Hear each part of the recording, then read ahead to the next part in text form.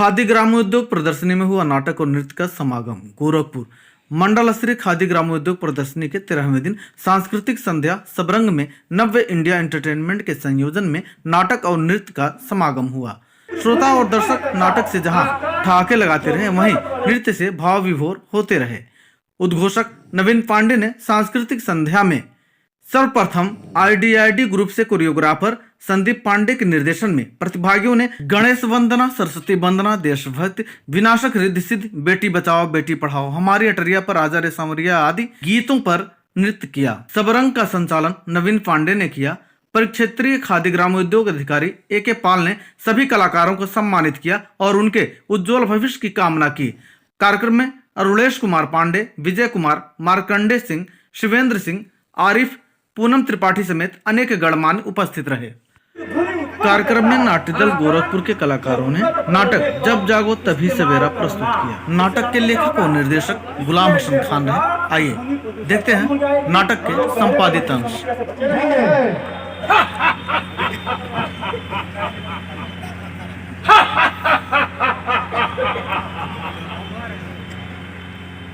जब है हम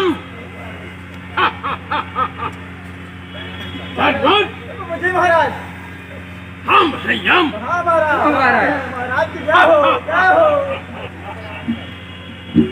सभा की कार्रवाई शुरू की जाए।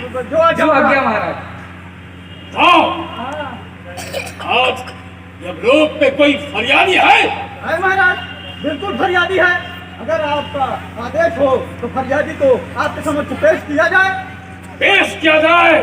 फरियादी को लेके आओ।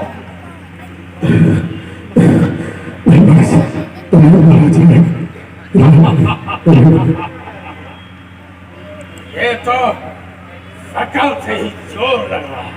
हाँ महाराज, बिल्कुल सही पकड़ा है आपने। क्या अपराध है इसका? महाराज, ये मूर्ख मानव पृथ्वी रोज पर चोरी करता है, धोखाधड़ी करता है, लोगों को गुमराह करता है। महाराज, क्या बात कर रहे हैं? इसका यही अपराध है? हाँ महाराज। बताओ, क्या सजा दी जाए इसे? महाराज, मैं तो कहता हूँ ऐसे घोर अपराधी को हमारे नर्सलोक में भेज करके खौलते हुए तेल की कढ़ाई में डाल के छान के निकाल दिया जाए। तो ऐसा ही किया जाए। जी महाराज। ले जाओ इसे। जाओ इस मूर्ख को।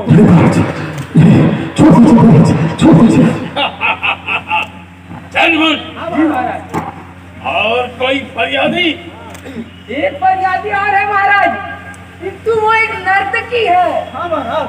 और वो अपनी भोली भाली अदाओं से लोगों को ठगने का काम करती है महाराज। हाँ महाराज, मित्र बिल्कुल सत्य बोल रहा है। उसे पेश करो। तो नर्तकी को बुलाया जाए। ठीक।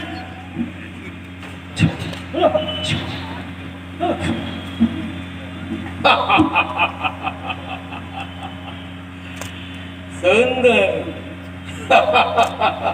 सुंदर।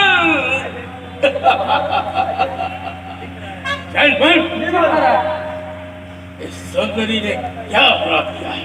महाराज, इस नर्तकी के भोली भाली मनमोहक सुंदरी चेहरे पे आप बच जाइएगा महाराज। बताओ। तो महाराज, ये भोली भाली मासूम सूरत को दिखा करके लोगों को ठगने का काम करती है महाराज। सुंदरी हाँ, ये सौंदर्य से लोगों को ठगने का काम कर रही है। जी महाराज। बताओ, इसे क्या सजा दी जाए? महाराज, मैं तो कहता हूँ इस नर्तकी को नर्क में भेज कर बंदी बना दिया जाए। तो ऐसा ही किया जाए। नहीं नहीं ऐसा ही किया जाए। नहीं नहीं महाराज, उस पर ऐसा अन्याय मत करिए महाराज। मुझे मृत्यु लोक में मत भेजिए महाराज। मैं आपको एक सेवा तुम्हें लोक से सजा से मुक्ति पाना है, तुम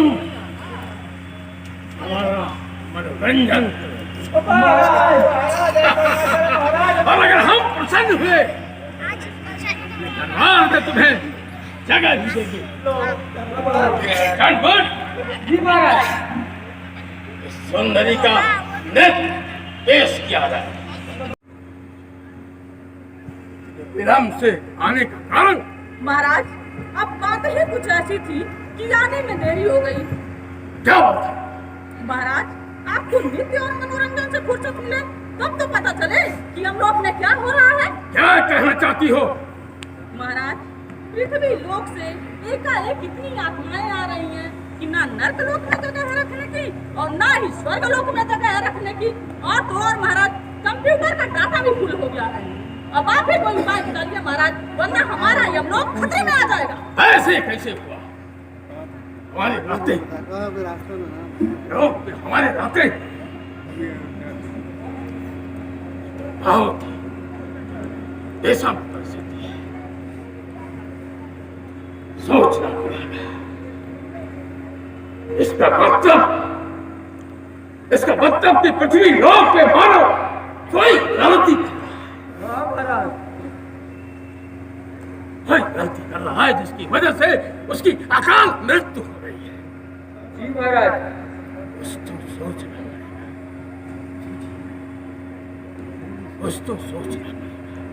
ध्वनि उत्पन्न करता है, उसका जरूरत पड़ने पर इस्तेमाल करना। इससे आपको क्या होगा? इससे ये होगा कि ध्वनि प्रदूषण कम हो जाएगी और लोग बहरे पड़ने की समस्या से बचे रहेंगे। हाँ, ये तो बहुत अच्छी बात बताई। आओ आगे की ओर चलते हैं और अवलोकन करते हैं। हाँ, आ जा। का झांकी तनिक हो जाए हमरी अटरिया पे। अरे मुसवा। हाँ भैया, हाँ तुम जल्दी रहे। हाँ जल्दी। अरे ठीक है। ला दे तो ये लाली लिपस्टिक कुंदा काटा सब ला दे। अच्छा हाँ, बहनी के टाइम से स्कूल भेज दिए, ठीक है ना? हाँ ठीक है, चल भाई चल। वो घरों में कच कर दे रहे रे। अरे बाबा, हम क्या बताएं, हमारा तो दिमाग खराब हो गया। जब घरों से निकले नहीं महाराज, लंबा से लाली लिपस्टिक कटली बिंदी सब। अब भैया बता, पैसा कौन पटके दे, कमाई माई रहता ना कुछ नहीं। ये बात तो सही कहने, कमाई तो सही है नहीं। अब बता। और रह गई पैसा। हाँ, तो बिना कमाई के पैसा किसने हो गए? हाँ पैसा से याद आई कि वो सेठ जी कह रहे हैं वो जो पिपरा के पिछवा वाला वाला मोटका पेड़वा भैया का हो ना? हाँ वही के आज गिरावे का। अरे हमारा पूरा। हाँ मारना चाहते तो हमारा महाराज का पूरा जमाना गिर जाए। हाँ इसके लिए लेकिन आज के अजबे गिरावे का। अरे गिर जाए। चल हमरी अटल वाली ते ऊपर चढ़ दो, हम नीचे से काटा पे और का। अरे ही बता, हम ऊपर चढ़ जाए अगर नीचवा से कट दे, हम गिरा तो चित्रा जाए कि नहीं? चल। अच्छा चल क्या समझा था भैया मैं ते? यार दिन मिले नीचे में काटल जाए चल। यार। आप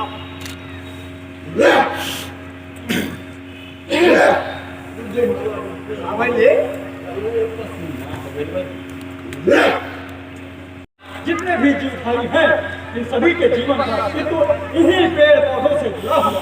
जानते हो कैसे? कैसे? जैसे कि तुम्हें हर क्षण भोजन की आवश्यकता नहीं हो, तुम्हें हर क्षण जल की आवश्यकता नहीं हो, परंतु तुम्हें हर क्षण ऑक्सीजन यानी कि वायु की आवश्यकता होती है। हाँ मैंने सांस तो सभी लेते हो ना?